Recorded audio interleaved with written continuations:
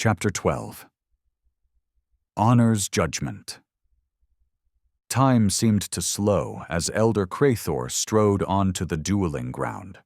The leader's forearms remained in a formal configuration despite the unprecedented nature of his intervention, his movements carrying ceremonial precision that transformed even this violation of protocol into ritual. Behind him, the alien contingent had fallen into stunned silence, their postures communicating collective shock at this unparalleled breach of tradition. Commander Vex'tar's enhanced blade halted mere inches from Takeshi's exposed throat, technological augmentation making the weapon quiver with barely restrained energy. The commander's mask turned from his intended target to his approaching leader, his posture shifting from executioner's certainty to sudden uncertainty. "Stand down," Elder Krathor's gesture communicated, requiring no verbal translation to convey its authority. The movement carried absolute command rather than mere suggestion, the accumulated weight of centuries of leadership distilled into a single, unmistakable directive. For a heartbeat, Vex'tar seemed poised to defy even this direct intervention, his enhanced systems still pulsing with technological power that undermined their most sacred combat traditions. His forearms remained in striking position, the decision to complete his attack or comply with his leader hanging in precarious balance. Then, with visible reluctance, he stepped back, though his weapons remained drawn. Green fluid continued to seep from multiple points where his enhancement systems connected to his natural physiology, the integration clearly stressing his body beyond normal parameters despite its performance advantages. Takeshi remained in Seigen no Kamae position, blade steady despite his significant wounds. Blood pooled beneath his kneeling form, yet his eyes never left the commander, maintaining both tactical awareness and ceremonial dignity despite his compromised condition. Even facing certain defeat, he would meet whatever came with a warrior's composure. Elder Krathor now stood between the combatants, his imposing presence creating a boundary more significant than any physical barrier. He turned first toward the commander, four arms moving in elaborate sequence that needed no translation to convey its meaning. Formal disqualification. The gestures carried the weight of their entire culture's combat tradition, absolute and irreversible judgment regarding violation of fundamental principles that defined their civilization's approach to worthy challenge. Vex'tar's reaction came in stages. First, rigid rejection evidenced by his tensed posture, then momentary consideration as his mask tilted toward the exposed technology still pulsing at his side, and finally, reluctant acceptance conveyed through a lowering of all four arms. Even in submission, something in his bearing suggested this was strategic retreat rather than genuine contrition, acceptance of immediate consequence while maintaining philosophical position. The leader then turned toward Takeshi, performing a different gesture sequence, formal acknowledgement of victory through opponent disqualification. The movements carried respect despite the technicality of the outcome, recognition that the human warrior had maintained honor even when facing dishonorable advantage. With ceremonial precision, Elder Krathor raised one arm toward the alien contingent and another toward the human observers, formally declaring the contest's outcome. Humans 3, aliens 2. The challenge was concluded, with Earth's defenders having prevailed through adherence to principles that, remarkably, both species appeared to share despite their vast evolutionary separation. Takeshi finally allowed his blade to lower, the movement controlled despite his weakening condition. Blood loss was approaching critical levels, his vision beginning to narrow as his body struggled to maintain essential functions. Yet still he projected dignity, acknowledging the leader's judgment with a formal bow performed from his kneeling position, respect offered despite the circumstances that had necessitated intervention. Masaru and Kenji rushed forward the moment ceremonial constraints permitted, reaching Takeshi just as his strength finally failed completely. They supported him with practiced care, applying immediate pressure to his wounds while preparing to transport him back to the village where Miyako waited with her healing skills. A worthy stand, Masaru observed quietly as they worked to stabilize their companion. And a satisfying conclusion, Kenji added with uncharacteristic solemnity, though I would have preferred to see you cut him down properly after exposing his cheating. A ghost of a smile crossed Takeshi's pale features. Honor prevailed, regardless of method. Each word required conscious effort as his life force continued ebbing despite his companion's ministrations. Across the dueling ground, Commander Vex'tar faced his own reckoning. The alien champion and 2 senior warriors had surrounded him, their postures communicating containment rather than support. With ceremonial deliberation that transformed even disgrace into ritual, they began removing his technological enhancements, each component extracted with precise movements that suggested formalized punishment protocol rather than merely practical necessity. Most striking was how the commander submitted to this process, not with resistance, but with stiff-postured acceptance that acknowledged the inevitability of consequence while maintaining personal dignity despite public shame. Even in defeat and disgrace, their culture's emphasis on formal process remained evident, transforming what humans might experience as humiliation into ceremonial transition. As the humans prepared to depart with their grievously wounded defender, Elder Krathor approached once more, 2 subordinates accompanying him in formal configuration. Through the evolved gesture language that had developed during their extraordinary encounter, he conveyed a clear message. There would be one final ceremonial meeting at dawn the following day before their departure from Earth. The humans' victory would be formally acknowledged, and proper conclusion established before the visitors returned to the stars from which they had come. Goro, the village headman, stepped forward to acknowledge this communication, his own gestures having gained surprising fluency through observation of the previous exchanges. He confirmed the humans' participation in this final ceremony while indicating the necessity of immediate medical attention for their wounded champion. With these arrangements established, the 2 contingents withdrew to their respective territories, aliens returning to their encampment while humans rushed their injured leader toward Miyako's healing skills.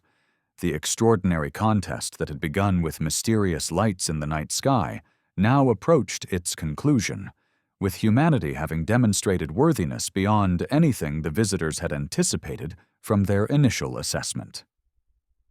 Miyako's healing room had become a familiar space to Takeshi over the past days, though never before had he occupied it as patient rather than visitor.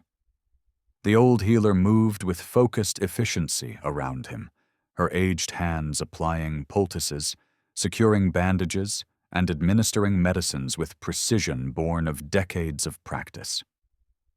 Despite her outward calm, the tightness around her eyes revealed genuine concern regarding the severity of his injuries. "You cut it rather fine," she observed as she completed her initial treatment. "Any deeper, and no medicine would have saved you." "Necessity dictated risk," Takeshi replied, his voice stronger following her medicinal interventions, but still carrying the weakness of significant blood loss. "The timing allowed no alternatives." "There are always alternatives to near death," she countered, though without genuine reproach. "Though I admit your choice proved effective, if barely survivable." Outside the healing room, the village had erupted in cautious celebration upon learning of the contest's outcome. The muted sounds of relief and joy filtered through the paper walls, not the abandoned festivities of assured peace, but the measured acknowledgement of those who understood that even victory carried complexity in such unprecedented circumstances. Masaru appeared at the doorway, his typically reserved expression softened by evident relief upon seeing Takeshi, conscious and stable. "The village council awaits your guidance regarding tomorrow's ceremony," he stated, practical as always, despite the extraordinary situation.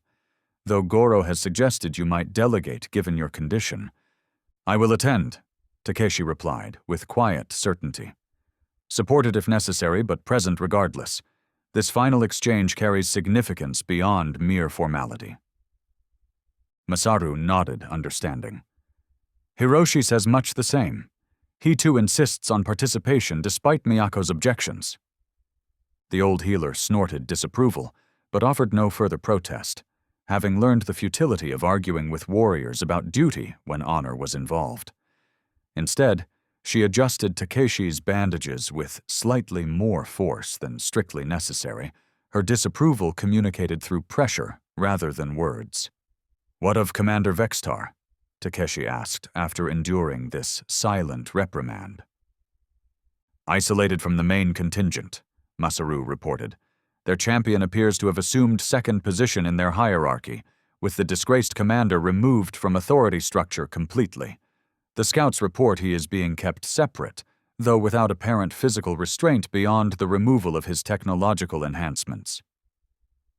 Takeshi absorbed this information thoughtfully. "Not punishment, but reassessment," he concluded. "Their system appears to incorporate failure as developmental opportunity rather than merely terminal disgrace. A surprisingly enlightened approach for beings who travel between stars to hunt lesser species," Kenji commented, from where he had appeared behind Masaru. The younger Ronin's tone carried the specific blend of irreverence and insight that characterized his unique perspective. "Perhaps not so surprising," Takeshi countered. "A civilization capable of spanning cosmic distances would require balanced integration between tradition and adaptation. Preservation without stagnation, evolution without abandonment of core principles. The tension we've witnessed between their leader and commander may represent necessary dynamic rather than merely hierarchical conflict." "Philosophy best left for after recovery," Miyako interjected firmly, ushering the visitors toward the door. "Your body requires rest to replace the blood you so determinedly spilled across their dueling ground." Despite her insistence, Takeshi requested one final consultation before submitting to needed recovery. "Bring Hiroshi," he directed. "We must coordinate our approach to tomorrow's ceremony." When the injured veteran arrived, supported by Toru's substantial frame, the three Ronin who had faced alien opponents directly engaged in careful planning regarding the following day's formal conclusion. Each contributed perspective shaped by their direct combat experience: Hiroshi's tactical analysis of their hierarchical structure, Takeshi's assessment of their ceremonial priorities, and supporting insights from Masaru and Kenji regarding observed patterns throughout their extraordinary encounter. "They value process above outcome," Hiroshi noted, his scarred face thoughtful despite evident pain from his own significant injuries. "Their leader's intervention demonstrates principle superseding immediate victory." "Yet the commander's violation suggests diversity of perspective within their culture," Takeshi countered. "Not monolithic dedication to tradition, but dynamic tension between preservation and adaptation." "Like us," Kenji observed with surprising insight. "Different approaches to similar fundamental questions." The planning continued until Miyako finally enforced medical necessity over strategic consideration, sending all visitors away so her patients could obtain the rest essential to their recovery. As night settled over the mountain village, preparations for the following day's ceremony continued, despite the late hour. Appropriate clothing prepared, formal arrangements established, every detail attended to with care, reflecting the historic significance of humanity's first formal diplomatic exchange with beings from beyond Earth. In the alien encampment, parallel preparations proceeded with similar attention to ceremonial precision. Their vessel glowed with internal light, silhouettes moving in patterns suggesting extensive activity, despite the late hour. Occasional energy discharges illuminated the surrounding forest, technological implementations beyond human comprehension being prepared for both ceremony and subsequent departure. Above both encampments, stars shone with unchanged brilliance despite the unprecedented events unfolding beneath them. Vast cosmic perspective regarding interactions that, while historically significant for those involved, represented merely momentary connection between intelligences in a universe teeming with diverse consciousness across incomprehensible distances. Dawn of the sixth day arrived with unusual clarity. The sky washed clean of clouds, as though nature itself recognized the ceremonial significance of what would transpire. The village awoke early, not through explicit instruction, but collective understanding regarding the day's historic importance. By first light, all preparations were complete.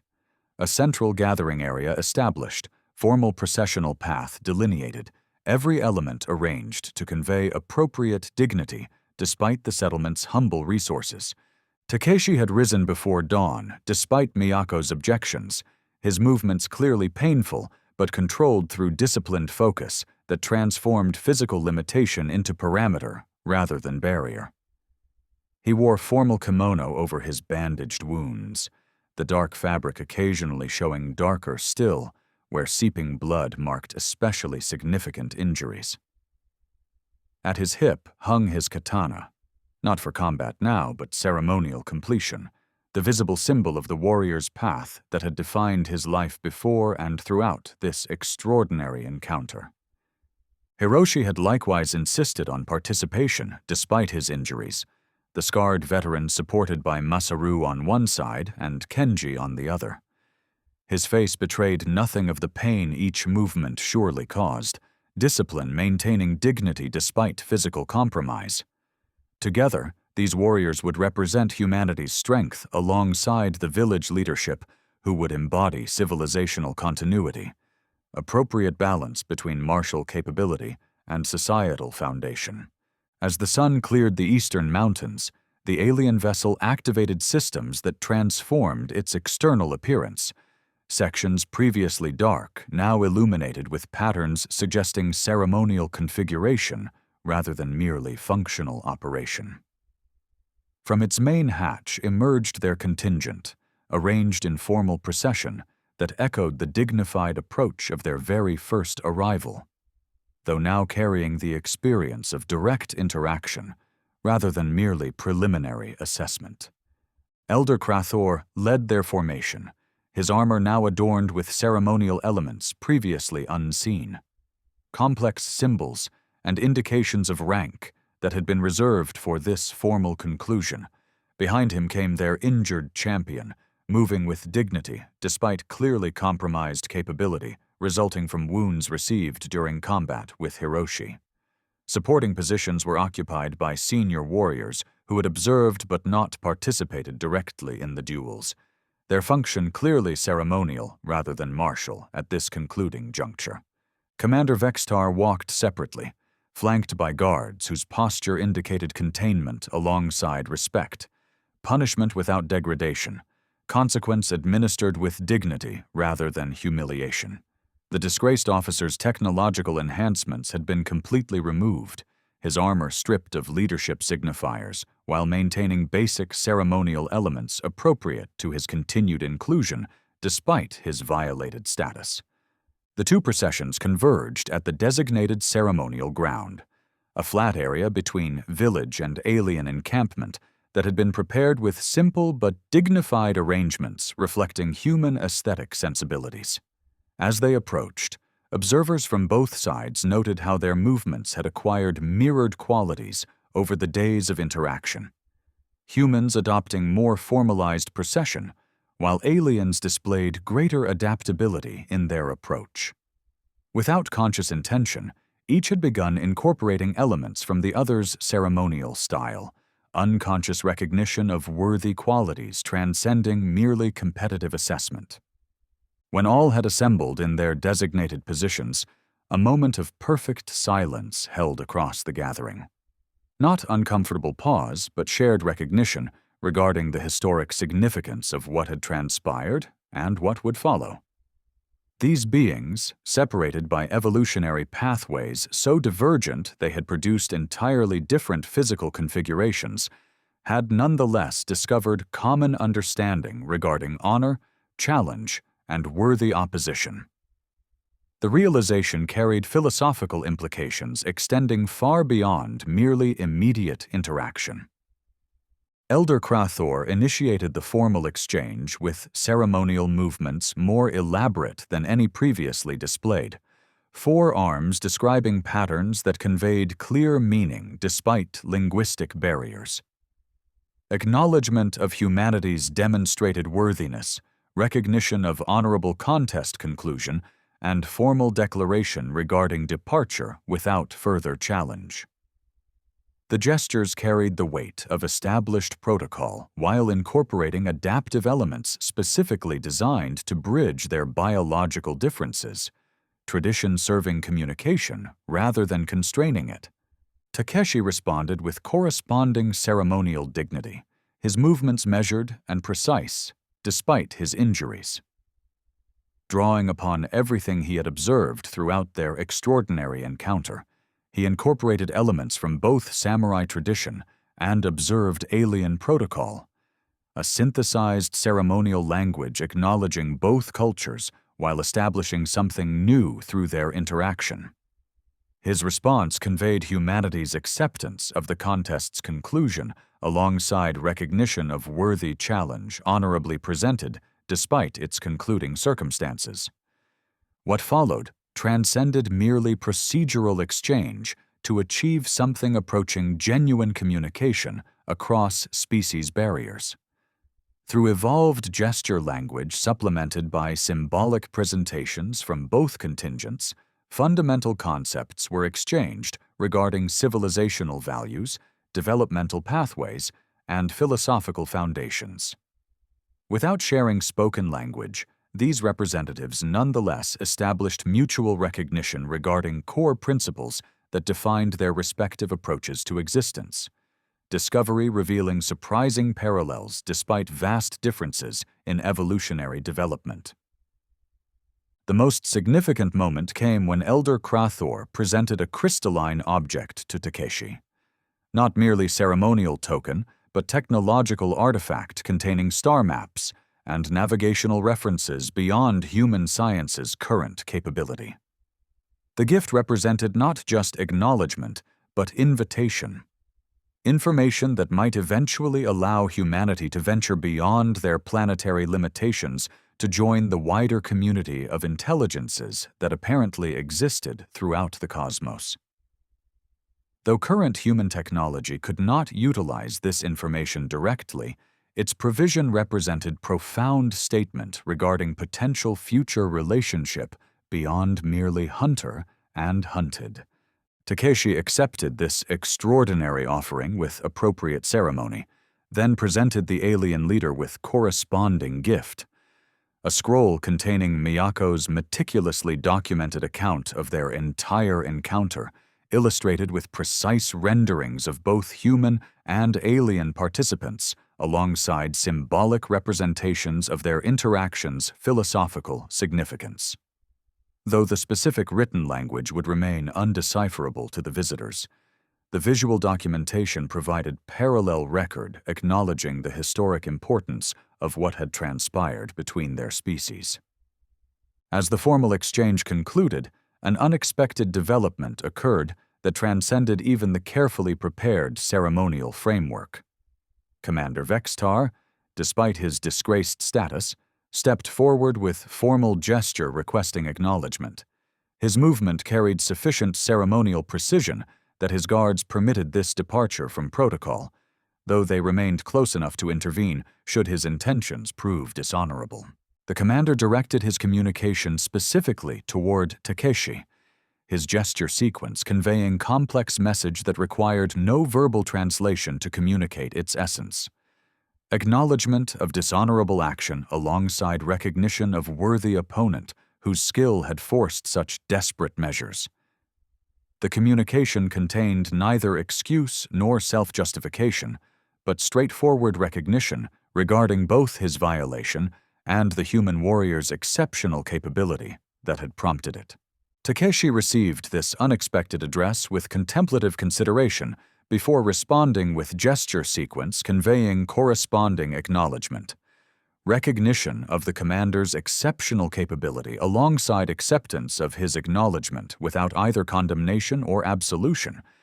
Simple recognition regarding the complexity inherent in balancing tradition against innovation, principle against outcome, across any civilizational development regardless of biological foundation. This exchange, though brief, carried significance beyond its immediate ceremonial context. Two beings who had directly confronted the tension between honor and victory, tradition and adaptation, had achieved mutual recognition regarding universal challenges transcending their specific evolutionary pathways. Without dismissing the commander's violation or diminishing its significance, Takeshi had nonetheless acknowledged the philosophical complexity underlying it, recognition that even dishonorable action contained meaningful perspective despite its unacceptable implementation. With this unexpected but significant addition completed, the ceremony proceeded toward formal conclusion. Elder Krathor performed final gesture sequence indicating their imminent departure, with clear indication that future contact would occur not as hunters assessing prey, but intelligences recognizing worthy counterparts. The time frame for such potential reconnection remained deliberately unspecified.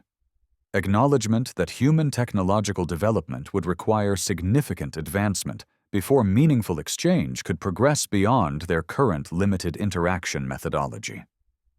The alien contingent withdrew with ceremonial precision, returning to their vessel in formation that maintained dignity while accommodating their injured members. Commander Vex'tar walked separately still, his status clearly altered permanently by his violation, yet his inclusion in departure suggesting rehabilitation possibility rather than permanent exile. Consequence without absolute termination, another indication of sophisticated cultural approach toward failure within their civilizational framework. From the village's central position, the human representatives watched as the alien vessel activated departure systems more gradually than strictly necessary, deliberately visible process that allowed observation regarding their technological methodology without providing directly transferable knowledge beyond current human implementation capability. The craft rose with controlled precision, energy fields visibly distorting atmosphere around its perimeter as it ascended toward space. At specific altitude, the vessel's configuration changed significantly, sections previously aligned for atmospheric operation rearranging into formation optimized for space travel. A sudden energy discharge preceded dramatic acceleration that transformed the craft from visible object to diminishing point of light within heartbeats, its departure from Earth occurring at speeds that human physics could calculate but not yet replicate through technological implementation. As the light diminished to invisibility among the daytime sky, those assembled remained in contemplative silence. Not uncomfortable pause, but shared recognition regarding what they had witnessed and participated in throughout these extraordinary days. Humanity had encountered intelligence from beyond Earth and demonstrated worthiness through honorable resistance against overwhelming technological and biological advantage. The implications extended far beyond their remote mountain village to encompass civilization-defining significance regarding their species' position within apparently populated cosmos.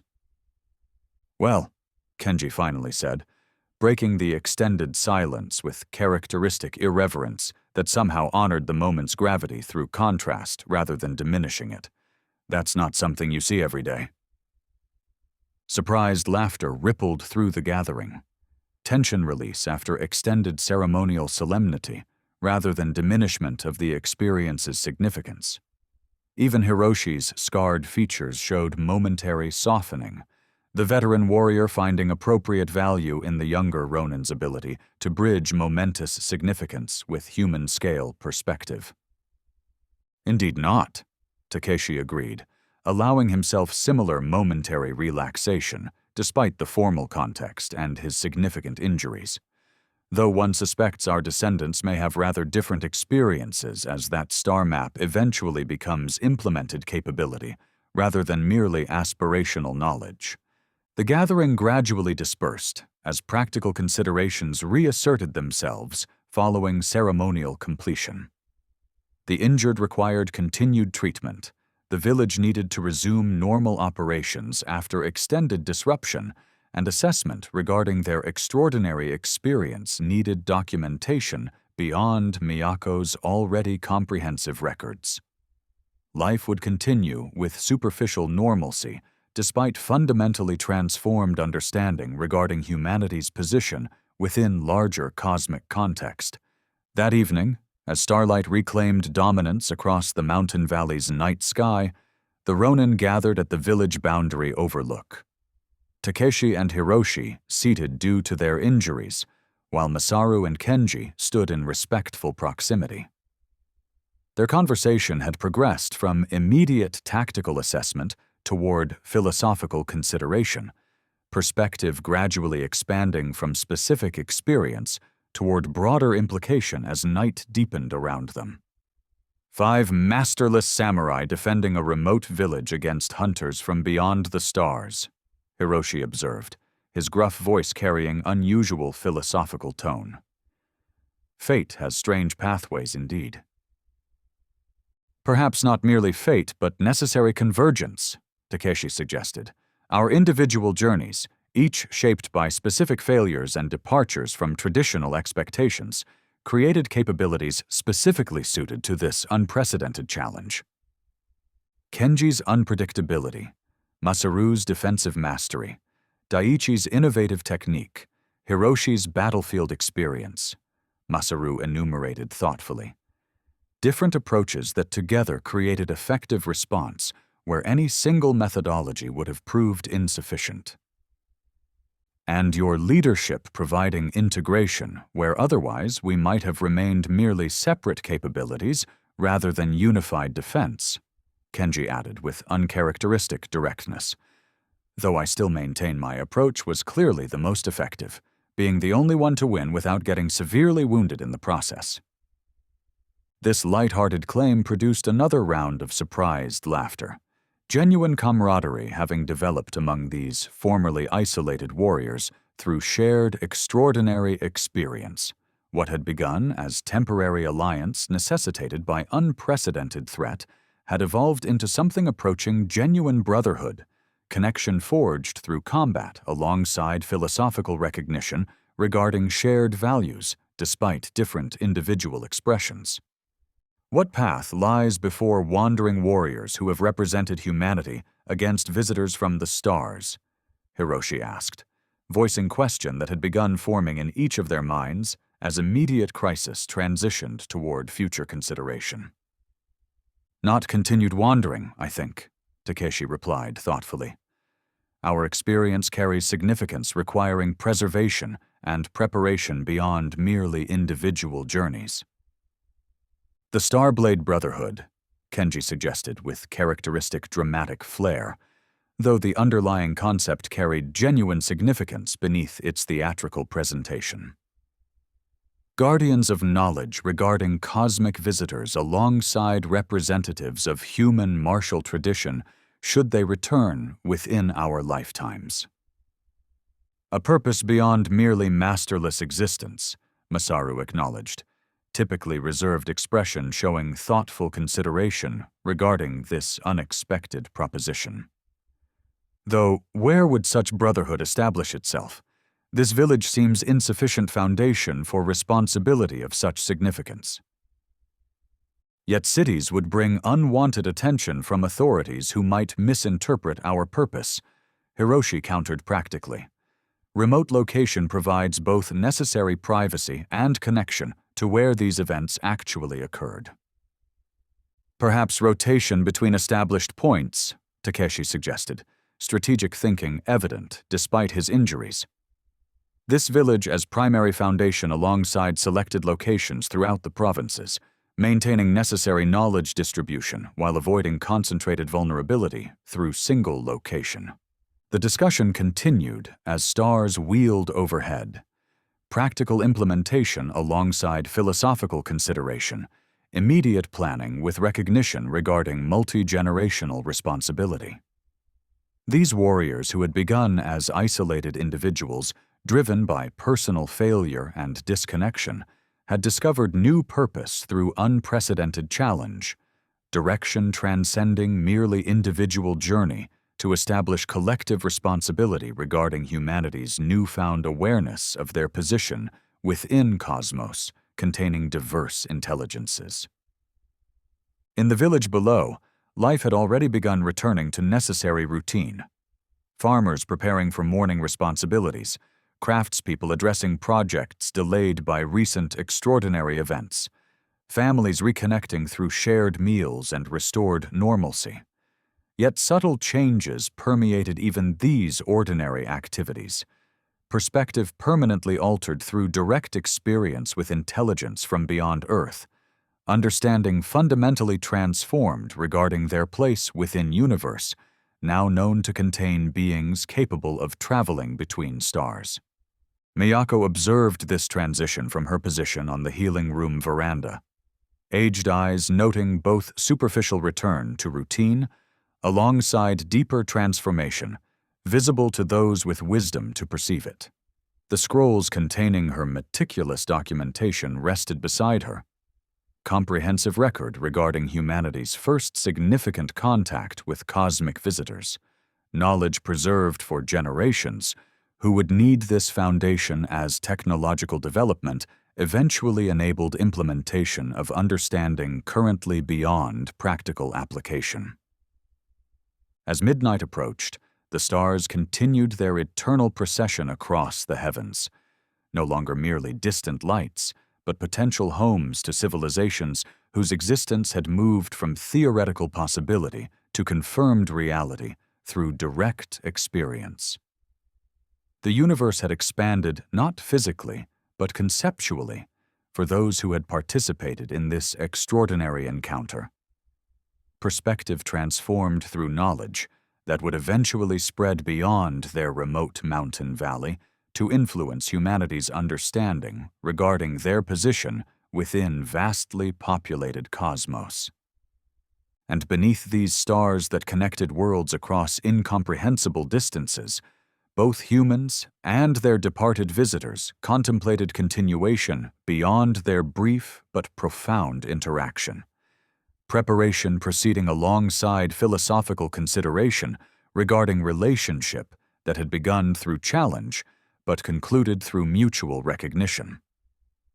What had started as assessment of potential prey had evolved into acknowledgement of worthy counterparts, transformation suggesting hopeful possibility regarding diverse intelligences, finding common understanding despite their different evolutionary pathways throughout the endless celestial expanse. For the Ronin who had stood between humanity and these hunters from beyond the stars, purpose had emerged from previously directionless wandering, responsibility providing direction where before there had been merely disconnected movement. The Star Blade Brotherhood would preserve knowledge alongside preparedness, maintaining awareness regarding both the wonder and danger potentially approaching from beyond Earth's protective atmosphere. Their greatest adventures, they suspected, were just beginning.